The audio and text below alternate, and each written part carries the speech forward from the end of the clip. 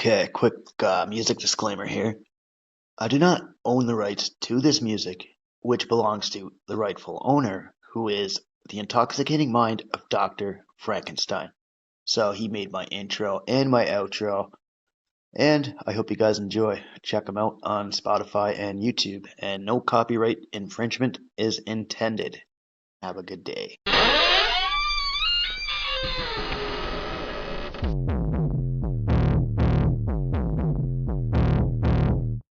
A clear choice of good versus evil, of right versus wrong.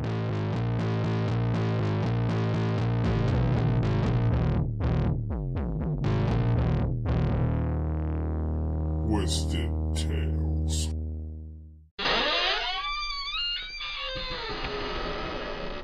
Hey, I'm Jen. And I'm Sam. And we're Death Before Booze. Booze. Our favorite thing to do is to tell each other outrageous stories and to see how the other one is going to react. I figure we probably aren't the only ones who want to hear crazy stuff, so we started a podcast. Yup.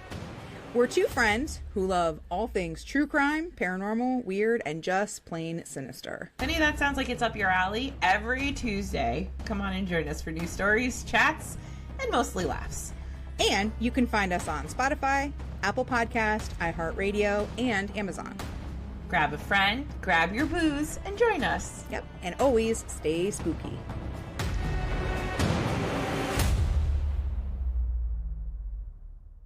Alright, welcome back to Twisted Tales, folks. I hope you're all doing well here. Now, it's been a busy little bit here, but I got another tale for you. So, this next tale here that I have for you, it's going to revolve around a man named Pierre Saint-Amand. So, he's a 52-year-old man. He was born in Cambodia, and he moved over here back in 1983. So, he grew up in Sept Isle. This is a city and region of Cotonou. This is a population of over like 24,000. Now, it's a place that's very well known for having like major iron companies like the Iron Ore Company of Canada and SFP, Point Noir Iron. And just a little bit about the city there for you. Now, he came here after all this Cambodian genocide shit. So this started up in April 17th, 1975, and it lasted until January 7th, 1979. So it's like a 4-year period.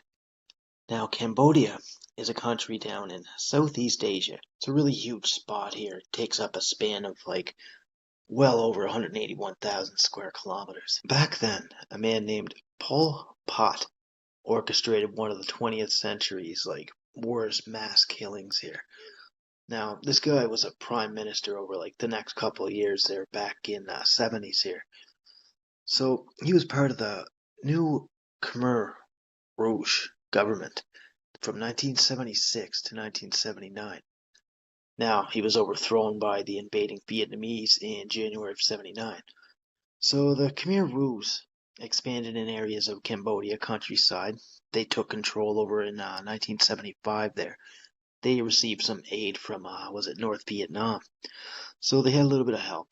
So what they did was they established a national government to rule Cambodia. So during this time, it's estimated that they killed like 1.5 to 2 million Cambodians. A lot of these were like top professional people too. They killed the Buddhist monkhood, anybody wearing glasses or like any other intellectual qualities. And if you were able to speak like more than one language, they'd kill you. Now, they used children there that were in their early teens to help commit mass murder because they would forcibly recruit them. They'd never pay them or anything like that, and they barely fed them. So a lot of them had dispersed when they didn't give them any food. And all they did was like just train these kids how to kill with like zero hesitation, right? Like total crazy stuff. Now, once the Vietnamese military invaded, it all stopped in 1979. So all the occupation in the Vietnamese and everything, like Pierre kind of dipped out, and this was when he was around the age of 11. So after all this shit, the Vietnamese invaded and everything, they stayed there in that whole region for like a 10-year period. So with the aftermath of all this shit here, Pierre arrived in Canada. He was adopted by a family originally from New Brunswick, actually, Maritime province. He graduated from college up in Montmorency, up in Laval, Quebec. And he had a little bit of a difficult childhood there. Like, he was mostly rejected by others growing up. So it wasn't until he went to college and everything, and that's where he received like a lot of incredible support from his peers. Now, some described him as like a little bit quiet, but he was a humble person. And over time, he got married, he had kids, he had a job, so just like everybody else in society now. So he worked for a transit bus line called Société de Transport de Laval. So this is a public transit system in the city of Laval, Quebec, Canada. So this guy here would drive around and do his normal route. He'd even work extra hours, extra shifts, time to time. Now his bus route followed the number 51 route, and this drives down a quiet road before entering a cul-de-sac, and then he comes back the other way. Now, sometime on that Wednesday morning, something didn't go as planned. Now, this was February 8th of 2023. A bunch of parents were at the daycare up on the Terrace Dufferin cul-de-sac. Now, the bus route 151 line operates very regularly on this road to get to the bus stop located near the daycare. So, instead of doing the route, the bus turned sharp as hell into the daycare's parking lot, drove straight across the lot, and then drove into the daycare. And this is like just to the right of its main entrance. This terrified every parent in the area. Parents were running to get their kids that were trapped under the bus. There were kids that were trapped inside the school, and they just ran in because all they could hear were crying and hurt children. And then all of a sudden, the door to the bus had opened. The driver of the bus was yelling at the top of his lungs, just a bunch of nonsense, rambling, totally incoherent, like psychobabbling bullshit, right? And parents noticed the driver exiting the bus that he just used to mow down the children. You know, some parents and other school officials here that were standing around. Now, nobody knew, like, what this guy was babbling about, and then, not even a second later, he stripped off all of his clothes and just kept screaming loudly. Now, some witnesses and other parents just tackled this dude right to the ground extremely hard. And they held him there until police came. So then they ran back into the school to help assist. Now the police were on the scene. They helped the injured out, and they rushed some kids to the hospital due to their injuries. Now there were a total of 8 children that were taken to the hospital. And just to be safe, even some of the uninjured kids were taken to a nearby elementary school, just so they could all be calmed down just a little bit. Now, 2 boys and 2 girls were taken to the Saint Justine Children's Hospital up in Montreal, Quebec. 3 others were taken to the Cité de la Sainte Hospital. This is up in Laval, Quebec. Now, the children were all looked at just for like various injuries, other trauma that might have occurred. And upon arrival at the hospital, they issued a code orange. Now, this makes hospitals able to receive and treat a sudden number of victims, ensure that like triage and treatment areas are all in place, and that they have increased staff to accommodate the large amount of incoming patients. The whole thing was just fucking wild, like totally chaotic. Now, 1 child was pronounced dead at the scene, and another one died in the hospital a little later on. The cops had the crash site completely blocked off. Parents and others were showing up out of the woodwork, just in total panic. Now, people wanted to find their loved ones, right? And a lot of folk had to wait like a 2-hour period just so they could get their identities checked and everything could be confirmed. Police vehicles and emergency vehicles lined the whole road here that was leading down to the daycare. Now, so many people showed up that they used a nearby school as a local gathering point. Now, Pierre, he was arrested upon arrival. He was handcuffed, literally dragged away fully naked and completely hysterical. Now, he was placed in the back seat of the cop car here, and he was now under arrest. The roof of the school had begun to collapse in different parts. People rushed there to get people that were hurt, and some of the chunks of the ceiling were literally falling as people were trying to grab kids and everything. And one woman remembers running in to try to save all the kids here, but she totally became overpowered by all the crying children and pretty much just collapsed a moment. Just a horrible scene. You're going in there, you're trying to help, and you're just in total disarray, right? You're trying to run in there, you're trying to help kids, things are collapsing around you. It's just total chaos and panic. When everybody got everybody out of the school here. Shortly after this, a grandmother had shown up to get her grandkids here. She said to everyone that her thoughts are with the families of those that were injured or killed, and it's just a real test for all the parents out there, she said. Police began interviewing witnesses here, and all of them had stated that the man was not in his right state of mind. The bus was later hauled out and towed from the area later that evening. Now, witnesses told police that around 8:30 a.m., they heard a bus revving its engine very loudly, and then it started to drive, and then it turned into the daycare driveway and headed straight for the daycare school and smashed into it. Now, this here is a part of the building where it's mostly just 4- and 5-year-old kids that gather in this area just before school starts. The bus hit speeds of up to 40 to 50 kilometers an hour. It hit hard enough to smash the exterior wall of the daycare. Now, the daycare that this happened to is at Gardier Educative de Saint Rose Daycare. This is up in the Saint Rose district. So this place here was incorporated as a village back in the 1850s here. It's a well-known place. It has a lot of parish churches. There's a big one there that they erected back in 1740. It's a bunch of old houses, some fine restaurants. And the city buses that operate here also have a bunch of commuter rails, as well as a public transit. All these places that the public transit go, this can include the Laval areas, other parts around Montreal, the north and south shore of the St. Lawrence River, just to name a few places. Now, this system is actually the second busiest system in Canada, after Toronto's transit system. Now, back to the story here. I kind of trailed off there. But by that evening, a bunch of local residents had set up a memorial here. They sent flowers, stuffed animals, a few other things here. They just wanted to help show their respects and help console the families. Other daycares all over Quebec flew white flags for the crash victims.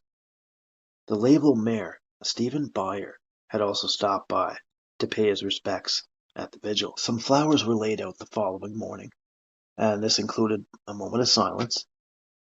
And on February 15th, all the bus drivers in Laval and Montreal had paused their entire operations for a moment of silence to pay their respects. Funerals were held for the 2 little ones that died, and they were held later in the month. Now, these were all held at the St. Rose de Lima Parish Church. The girl that passed away was 5-year-old Mava David. The parents talked about how their daughter has always adored the daycare. It was her own world. It was a place she loved to go with her friends. And they're very saddened that they lost a ray of sunshine, who just devoured life. She definitely would have grown up to be a productive and involved member of society, said her folks. She was always bursting with energy, but she was also capable of profound attention and calm, and they'll always treasure the memory of their daughter. Now, the little one always had the right word to make you laugh or make you react. Just a funny little girl. Now, a ceremony in her honor was held at the St. Rose de Lima Church. The other victim was Jacob Gardier. Now, his funeral was held at the St. Rose de Lima Church as well. And Jacob's funeral here, 5 men carried a small white casket up the sanctuary. He was 4.5 years old. Now, this included a touching ceremony and a singer that performed some of Jacob's favorite songs, as well as a choir and some violins. Jacob survived by his mother, father, sister, grandparents, and extended family. There was also a father named Michael Bouchard. Now, this guy did the ceremony for Jacob here. He was a priest for something like 30 years. And he was actually the one to baptize him a few years ago. So, back to Pierre here. After his arrest, later that evening, Pierre ended up appearing before a judge from his hospital bed. So he did this little video conference call here. And he did this while he was under police supervision. And this was at the Sacred Coeur Hospital. Now, this is a district general hospital up in the Cartierville neighborhood of Montreal. During the video conference, Philippe had refused to speak to the judge. He was then ordered to undergo a psychiatric evaluation. So all he would do is like, yes or no, he would nod, right? Now, they wanted to check on this guy's mental health now and see if there was any underlying behavioral disorders. Well, this place here had 554 beds, and it opened up on June 1st, 1898. So this is the largest hospital up in Quebec here, and one of the only 3 hospitals in the province with a level 1 trauma center. So sometime after all this here, his attorney, Julien L'Esperance Hudin, had requested another evaluation just to see whether the accused was suffering from any mental disorder at the time of the crime. So they just wanted to look a little deeper as to why he was in a trance-like state kind of during the brief talk with the judge, and how he refused to speak and he was just nodding and shaking his head and whatnot.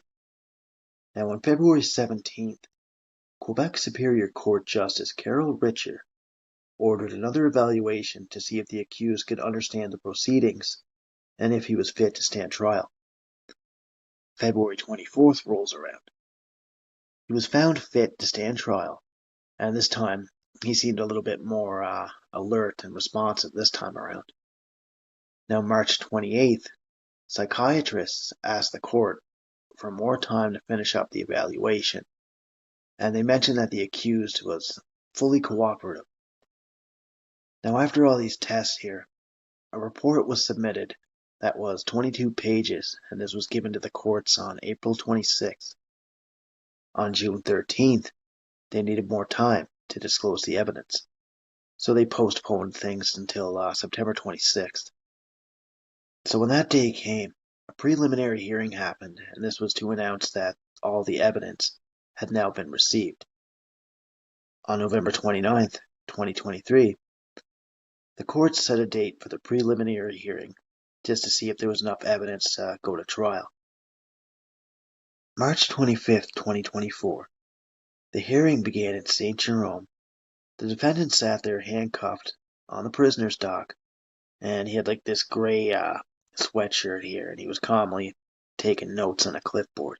13 witnesses testified over a 4-day period. This included police, civilian witnesses, doctors, and some other nurses here that looked at this guy. Now, on March 28th, the judge ordered the accused to stand trial before a jury on the original charge of first-degree murder, attempted murder, and aggravated assault. Now, the prosecution was cool with this because it showed that there was evidence that the alleged murders were premeditated and planned. Now, as the hearing went on, this would be the very first time that the families of the victims would hear details of the incident. And now we wait for a new trial here, so this is planned for late 2024 or early 2025. And when that happens, I'll update all that stuff for you here. Even all after that court stuff and the setting of the new trials and everything, it's going to be very hard to believe by some that he did this. It's still hard to believe now at this very moment. Like a lot of people that actually knew him and hung around with him out of his place, like they came forward and everything too, right? Like a neighbor of his was a father of three here. He said that his children would always like go over there. The wives would do pickups and drop offs of the kids from school. Families celebrated like Christmas together, kids' birthdays. Nobody seen anything wrong. Like there were no warning signs or anything that, would show him that he would ever do something like this, right? So maybe something happened in his head, right? Mental illness, maybe something. But the people that like knew him, like mentioned that he was a devoted father. He had a happy family life. He hosted barbecues with other families, other members of the community, and you could always like see him in his backyard playing with his daughters, right? He built them a swing set and everything. And this whole ordeal, folks, like it never should have happened. And hopefully doctors can figure out like what happened to make him do such a terrible tragedy, right? Even the police officers were brought to tears by this situation at the daycare, right? Just a fucking tragic tale. And until this whole thing was situated here, the children who attended the school were actually relocated to like other daycares, like not even 5 miles away. And during the investigation too, like police had checked out the road where the bus was, and like they were looking for skid marks on the road and stuff, but there were none. It just seems like he floored it right into the daycare, and it was just a senseless fucking thing to do. The city of Laval suspended the bus services on the street for some time. Now they scheduled it back for like June 10th, 23 originally, but parents were actually still very worrisome about the whole ordeal. Now the city delayed opening up the route until December. And it was also thought that the returning buses could also like still traumatize the young children and shit.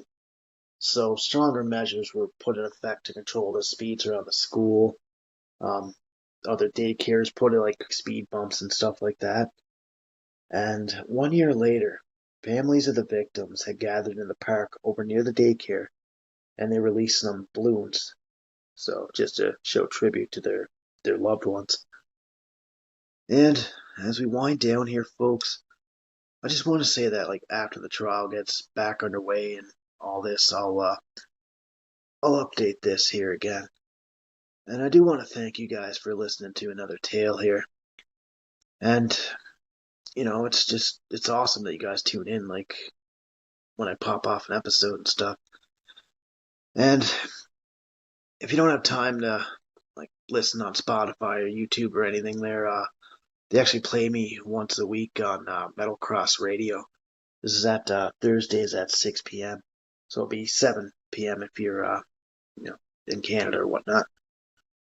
So with that, folks, I want to say thank you very much for coming back and listening. So stay safe, folks, and you guys can enjoy my outro here. This is done by the intoxicating mind of Dr. Frankenstein. Well, I'm out, folks, so thank you all. I'm wicked tired. Stay safe. I wouldn't be here without you guys.